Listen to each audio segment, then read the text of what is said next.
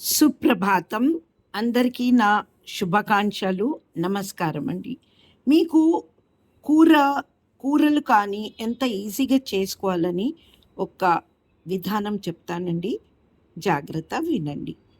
మనం ఏ కూరలు ముక్కలైనా సరే, ఆలుగడ్డ కానీ, బెండకాయ కానీ, దోసకాయ కానీ, టమాటా కానీ, మళ్ళీ ఆకుకూరలు కానీ, పాలకూర కానీ, మెంతి కూర కానీ, మీరు వెల్లుల్లి తీసుకొని దాన్ని చిన్న చిన్న ముక్కలు చేసుకొని, మరియు ఎండి మిరపకాయల్ని కూడా తీసుకొని చిన్న చిన్న ముక్కలు చేసుకొని, ఈ రెండు వాటితో మనము చక్కగా కమ్మగా కూర రెడీ చేసుకోవచ్చు. ఏం చేయాలంటే మూకుల్లో నూనె వేసి ఈ వెల్లుల్లి మరియు ఎండుమిరపకాయలు మనం చేసాం చూడండి, దాన్ని మనము వేయించాలి.